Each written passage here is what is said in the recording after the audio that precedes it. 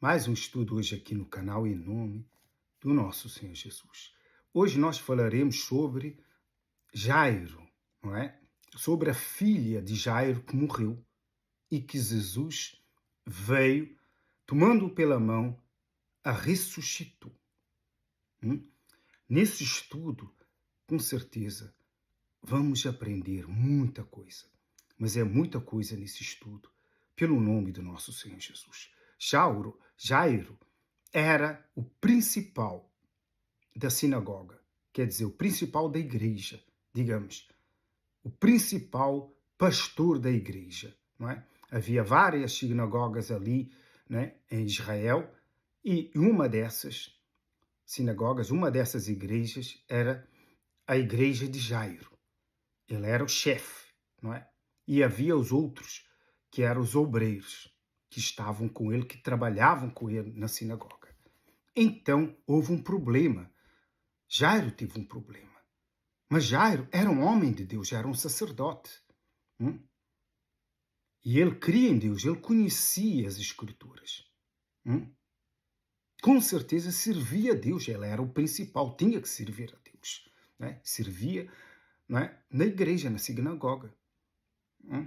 Mas, quando a filha, não é, ficou doente, à beira da morte, ele não teve solução em procurar o nosso Senhor Jesus.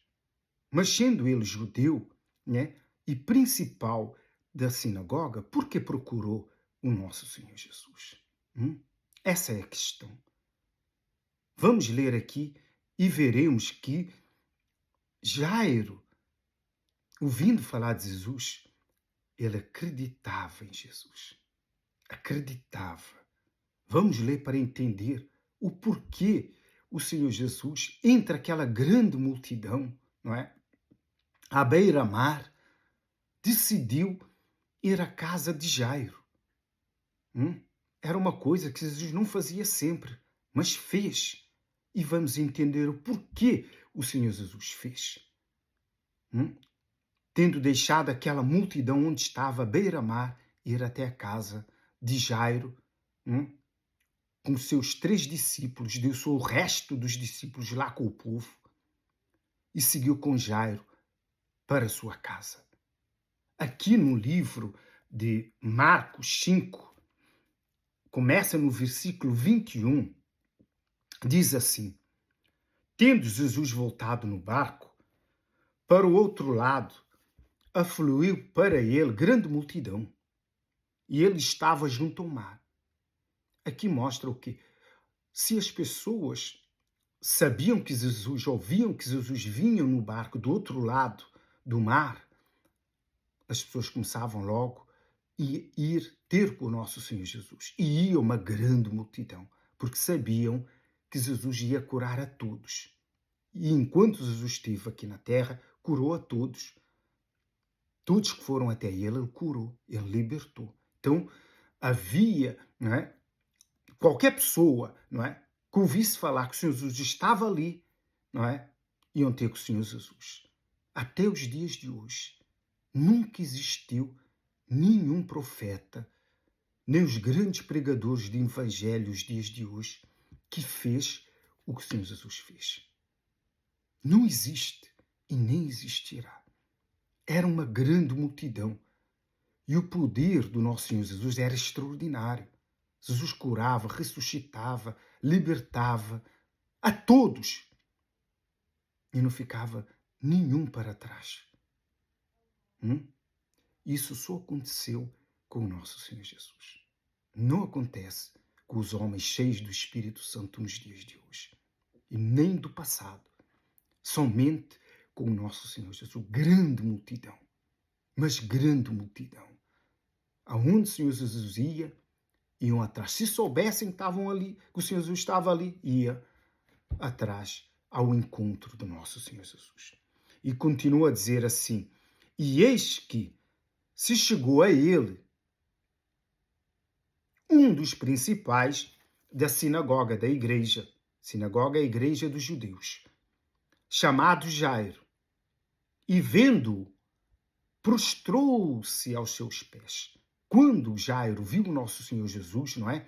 Caiu de joelhos, não é? E clamou ao nosso Senhor Jesus pela filha que ele deixou para trás à beira da morte, ainda não tinha morrido, quando foi ter com o nosso Senhor Jesus. Então, ouvindo falar que o Senhor Jesus tinha vindo no barco, estava quase a chegar à beira-mar, então Jairo, ouvindo aquela notícia, correu e foi ter com o Senhor Jesus e caiu de joelhos diante do nosso Senhor Jesus e diz assim, insistentemente lhe suplicou: minha filhinha está à morte.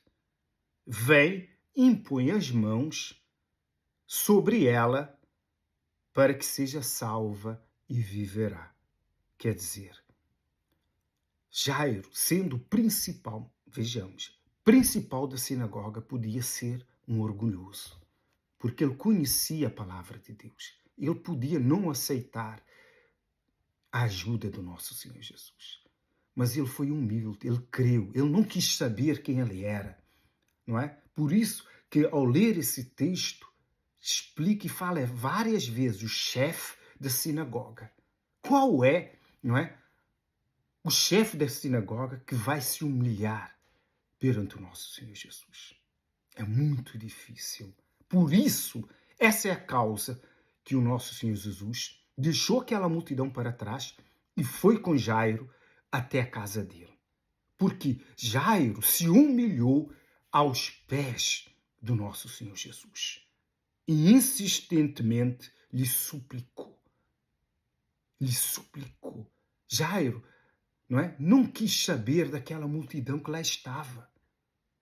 Com a aflição que ele veio, vendo a filha à beira da morte, ele não teve outra opção. Ele não quis saber quem ele era, a posição que ele tinha na igreja, não é? Ele se humilhou diante do nosso Senhor Jesus. Por quê? Porque ele creu que o Senhor Jesus era o Cristo, que era o Salvador, que era o Rei dos Reis.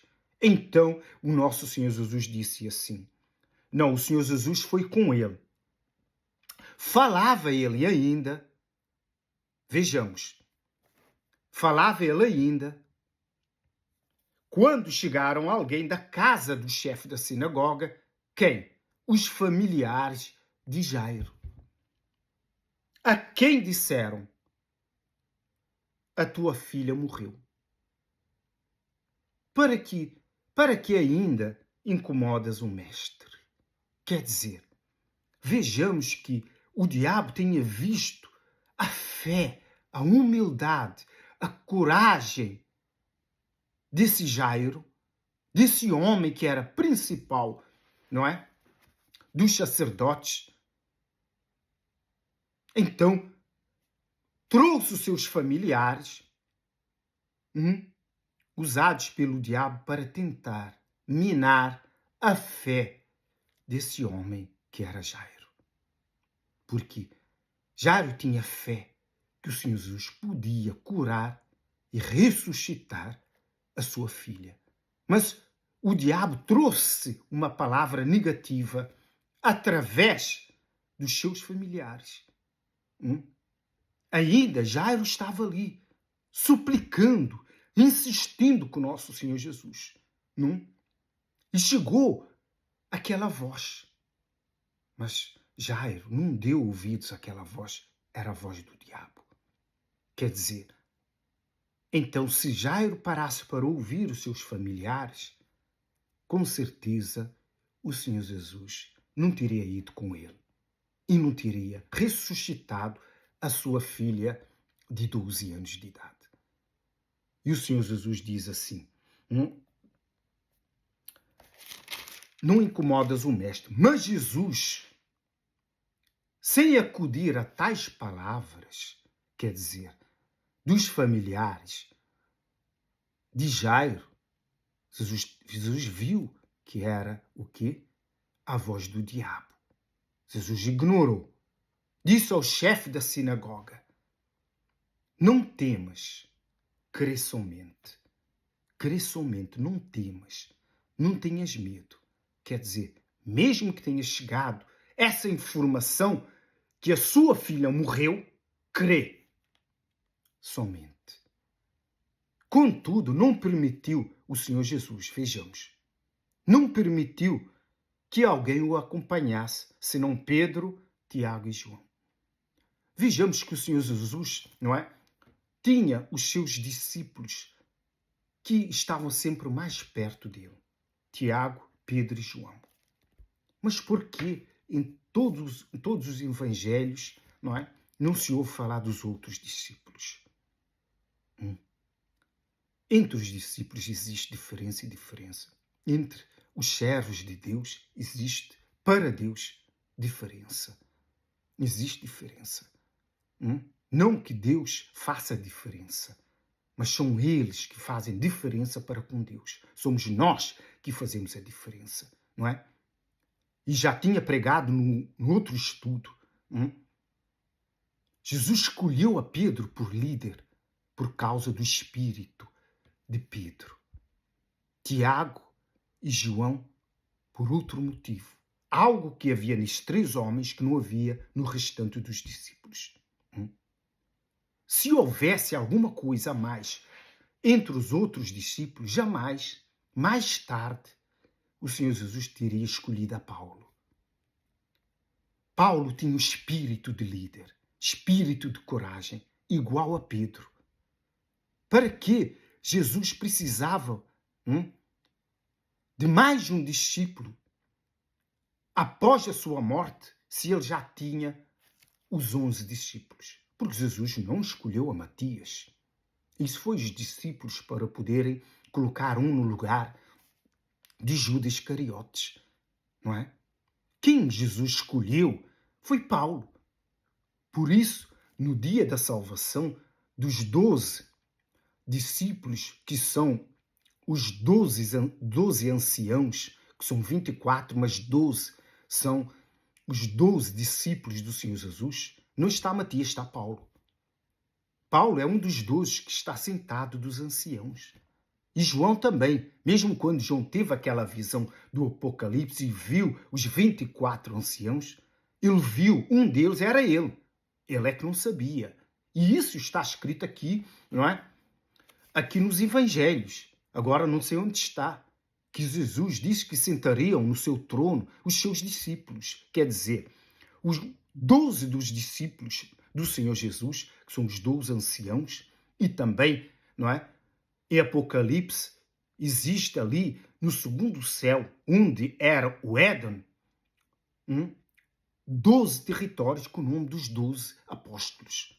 Então, cada um tem o seu território. Vejamos, são os 12 discípulos, são os 12 anciãos. E os outros 12 são os profetas. E um deles é Moisés e Elias, porque o Senhor Jesus disse que era Moisés que ia julgar o povo de Israel. Aqueles que acreditaram na lei vão ser julgados por Moisés. O Senhor Jesus é que disse. Então, quer dizer, são 12 profetas escolhidos, os 24 anciãos são 12 profetas escolhidos, são os 12 maiores profetas de Deus do passado, e os 12 discípulos do Senhor Jesus, não Matias, mas Paulo, o último apóstolo a ser escolhido pelo nosso Senhor Jesus. Porque se um daqueles apóstolos tivesse o espírito de Pedro e o espírito de Paulo, Jesus jamais teria chamado a Paulo.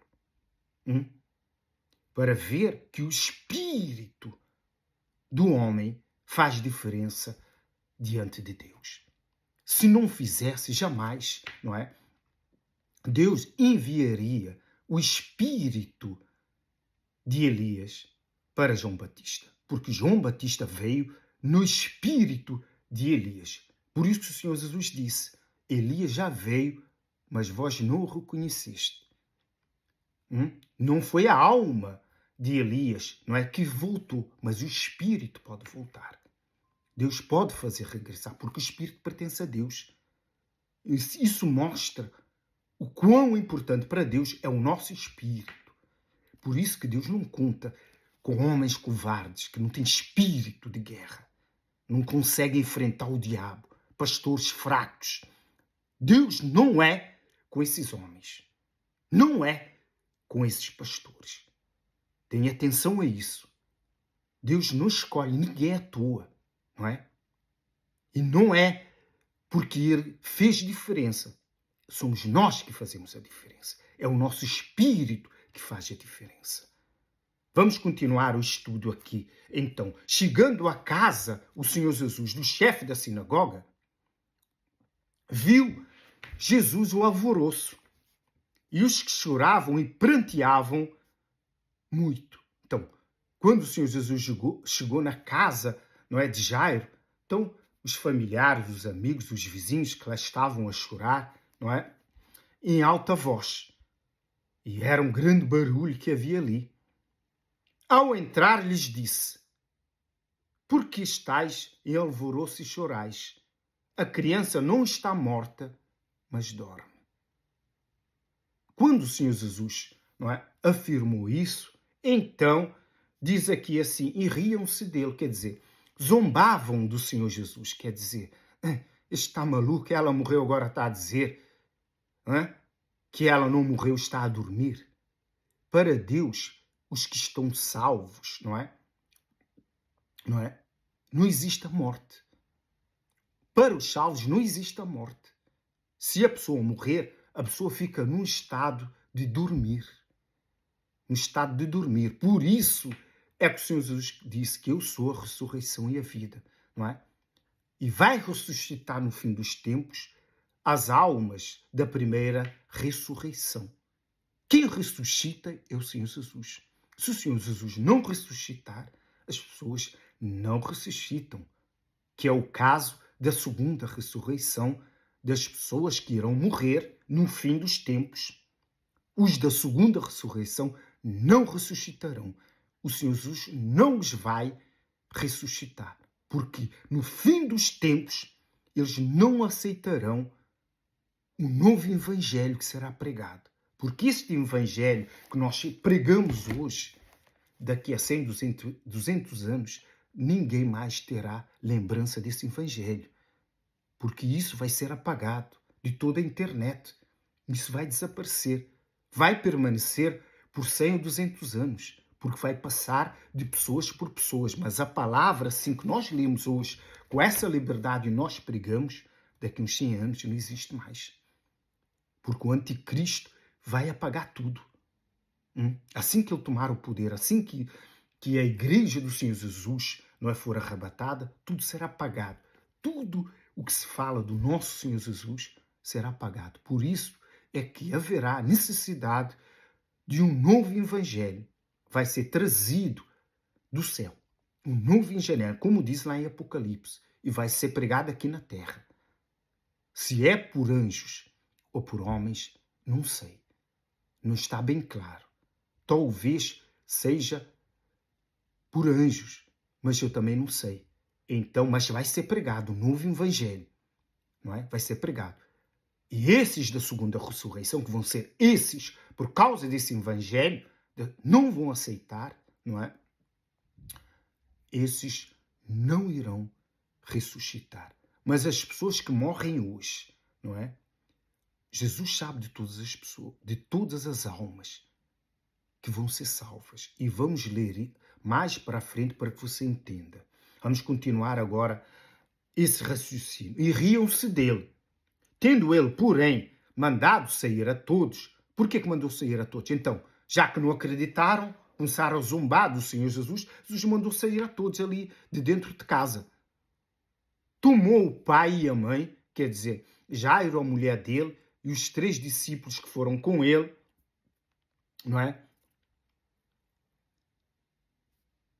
E entrou onde estava a criança, tomando-a. Então entraram no quarto onde estava aquela criança, aquela menina morta.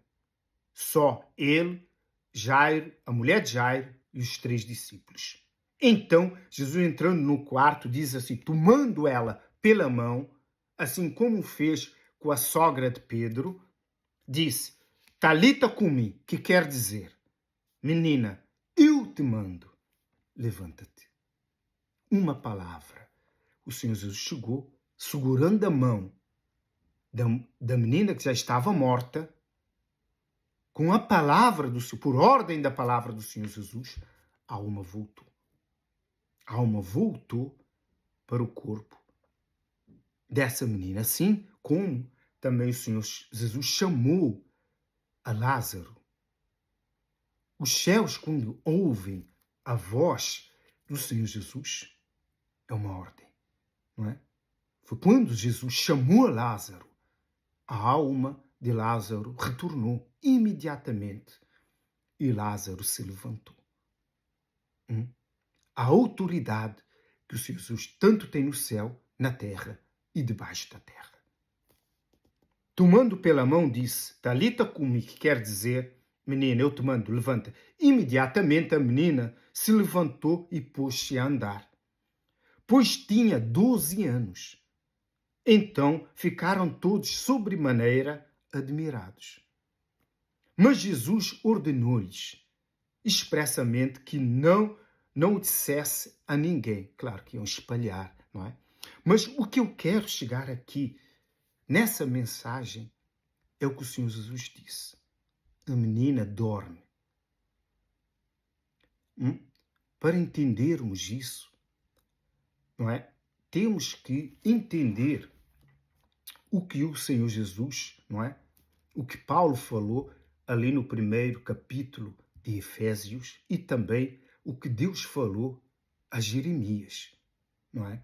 Se a menina dorme, mas para nós seres humanos aqui na Terra ela estava morta, aonde se encontrava a alma dessa menina? É isso que eu quero dizer. Por quê? Se os salvos de hoje morrem, os que receberam o Espírito Santo, imediatamente vão para onde? Para o paraíso. Foi o que o nosso Senhor Jesus ensinou por causa daquele ladrão que morreu na cruz. O Senhor Jesus disse para ele, ainda hoje comigo estarás no paraíso. Mas isso aconteceu exclusivamente para esse ladrão, dando exemplo para nós hoje que somos salvos, para os que estão garantidos que receberam o Espírito Santo. Quer dizer, os que receberam o Espírito, se morrer hoje, vão diretamente para o paraíso. Não morrerão, vão diretamente para o paraíso. Mas, e aquelas pessoas que creram no nosso Senhor Jesus, não é? Que irão morrer, e outras pessoas que irão morrer e estão salvas, que irão ser salvas. Então, existe, não é? Um lugar para onde vão essas almas que estarão adormecidas. Paulo explica isso muito bem nas suas epístolas, não é? Então, quer dizer, existe a morte dos salvos que vão diretamente para o paraíso. E de outros salvos, não é? Porque creram no Senhor Jesus, e outros porque foram salvos, que Deus sabe de todas as almas que irão ser salvas. Todas. Antes da fundação do mundo. É isso que nós vamos ler lá em Efésios. Quer dizer, isso mostra que essas pessoas que morrem, como Lázaro, não é? Morreu, mas estava dormindo, não é? Por isso que o Senhor Jesus disse aos discípulos, não é? Que Lázaro, não é? Não morreu, mas estava dormindo. Mas porque os discípulos insistiram, Jesus disse, não, Lázaro morreu. Mas para o Senhor Jesus, as almas salvas, não é? Não morrem. Não existe morte. Então foram para um lugar. Que lugar é esse? Para onde vão as almas que não vão diretamente para o paraíso? Parece uma incógnita. Mas se lermos ali no primeiro capítulo de Jeremias, não é? Para entendermos bem sobre esta palavra, vamos entender uma coisa aqui. Logo no primeiro capítulo de Jeremias, e versículo 5, Deus diz assim para Jeremias: antes que eu te formasse no ventre materno, eu te vi. Eu te vi. Antes que eu te formasse no ventre materno, eu te vi. Quer dizer, Deus viu a alma de Jeremias. Quem era Jeremias? Antes de ele vir a este mundo. Por quê? Todas as almas foram criadas antes da fundação do mundo. Antes Deus vir e criar este mundo, já tinha criado todas as almas. Quando Deus criou os céus, ele criou também as almas.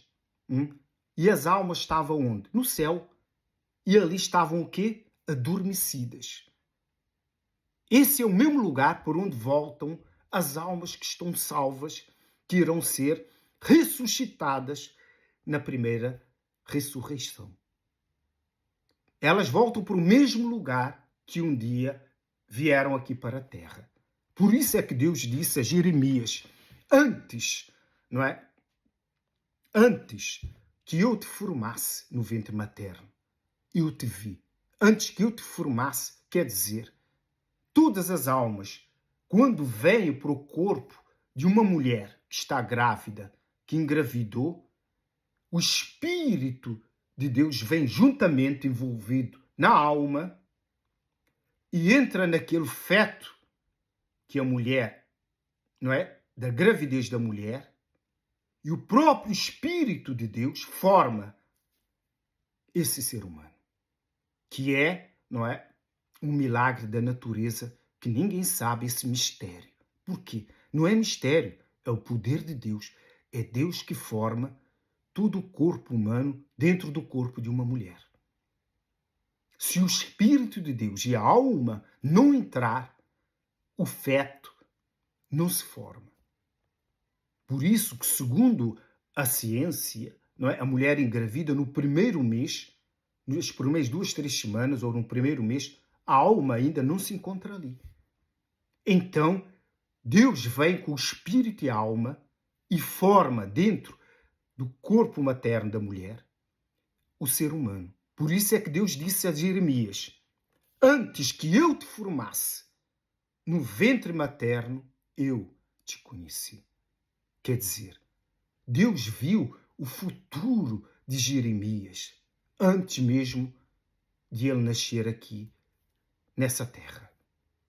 Por isso é que eu digo, Deus já sabe de todas as almas que vão ser salvas. Então você diz, então se Deus já sabe de todas as almas que serão salvas, então para que vamos evangelizar? É por isso mesmo.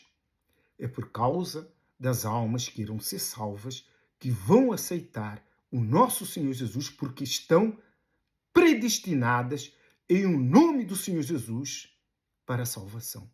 E isso está bem esclarecido por quem? Por Paulo, dirigido pelo Espírito Santo ali no primeiro capítulo de Efésios. Fácil de se encontrar esse entendimento. Primeiro Jeremias e primeiro Efésio. O Senhor Jesus, não é? Através de Paulo, fala assim: bendito Deus e Pai de nosso Senhor Jesus Cristo, que nos tem abençoado com toda sorte de bênçãos espirituais nas regiões celestiais. Assim como nos acolheu nele antes da fundação do mundo. Quer dizer, o próprio Senhor Jesus escolheu cada alma a dedo para fazer parte da vida dele aqui na Terra. Se eu estou aqui pregando o Evangelho, é porque de antemão, antes de eu nascer, eu já existia. Então, ele viu o meu dia de hoje. Este momento que eu estou aqui. Ele me viu. Então, ele me chamou antes que eu fosse formado no ventre de minha mãe. Assim acontece com todos. Só que uns, não é? Encontram o Senhor Jesus ainda na juventude, outros encontram mais tarde, até na velhice. Mas todos já foram predestinados em o nome do Senhor Jesus, como está escrito. Assim como nos escolheu nele, o Senhor Jesus, antes da fundação do mundo, para sermos santos e irrepreensíveis perante ele. E em amor nos predestinou para ele. Quer dizer, o Senhor Jesus nos amou antes mesmo da fundação desse mundo e nos escolheu antes, não é? Desse mundo por amor a ele mesmo, porque nos amou para ele, nos escolheu, nos separou antes de nascermos para Ele. Por meio, nos predestinou para Ele, para a adoção de filhos. Por meio de Jesus Cristo, segundo o beneplácito de sua vontade. Para o louvor da glória de sua graça, que Ele nos concedeu gratuitamente no amado, no qual temos redenção pelo seu sangue, por causa, de Jesus ter morrido e ressuscitado, Ele nos escolheu, não é? E por causa da sua morte, não é?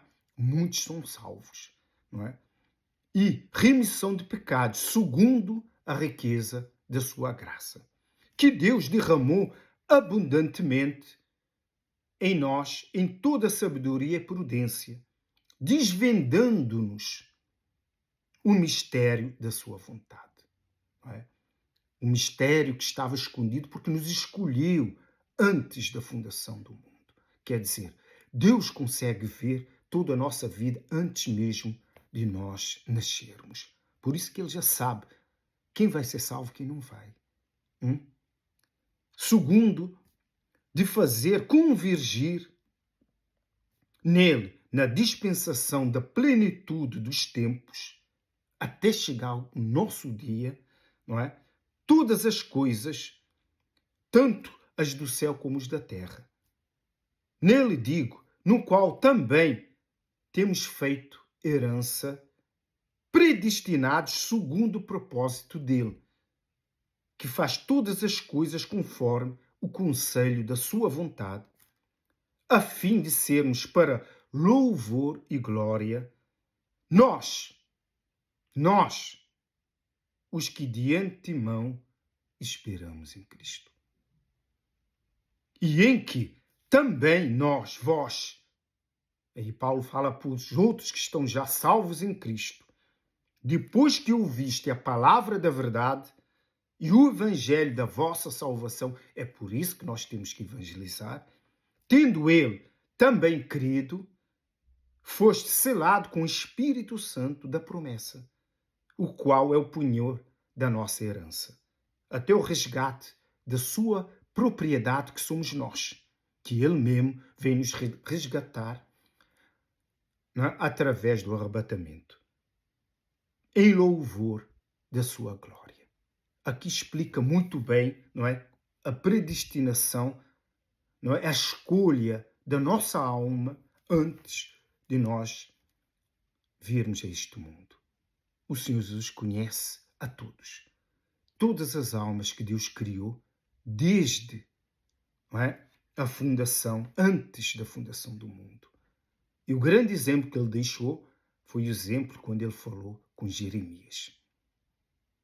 E é por isso que eu digo, as almas, não é, que estão dormindo hoje, que vão ser ressuscitados pelo Senhor Jesus, porque Ele é a ressurreição e a vida, não é? Essas almas que já morreram há muito tempo, mas que não foram para o inferno, porque não são almas condenadas, não é? Vão ser ressuscitadas, vão ser julgadas, vão ser absolvidas. Por isso é que no fim dos tempos estarão diante do trono do nosso Senhor Jesus. Quem? Né? Do lado esquerdo estarão os bodes e do lado direito estarão os cabritos. E os cabritos são para a honra e glória de Deus. Quem são esses cabritos? São esses que estão dormindo, não é? Que estão dormindo, que serão ressuscitados. E os outros, que são os bodes, são os que foram condenados, estão no inferno, que vão ser trazidos do inferno e estarão diante do trono do nosso Senhor Jesus, que Ele irá julgar. Esses é que vão ser, não é, lançados no lago de fogo e enxofre. Mas esses que estão dormindo, que vão ser os ressuscitados da primeira ressurreição, ele diz, não é? Benditos de meu Pai, não é? Entrai no gozo do nosso Senhor. Agora, os outros que estão à esquerda, esses vão todos para o inferno, porque já estão condenados. Todas as almas que morreram sem a salvação, porque não aceitaram o Senhor Jesus, não é? Porque foram pessoas más aqui na terra, fizeram coisas más, não é? estão no inferno. Quer pessoas que não conheceram, nunca ouviram falar do Senhor Jesus. Este Deus Altíssimo já sabe de todas as coisas, de todas as pessoas. Por isso que há pessoas que nascem em nações, não é? Que nunca ouviram falar do Senhor Jesus, morrem e vão para o estado de adormecido, porque vão ser ressuscitados no último dia, não é? Para serem salvos. Vão ser julgados, não é? Mas vão ser salvos. Mas nós que cremos em Cristo, não é? Não seremos julgados. Vamos receber, não é?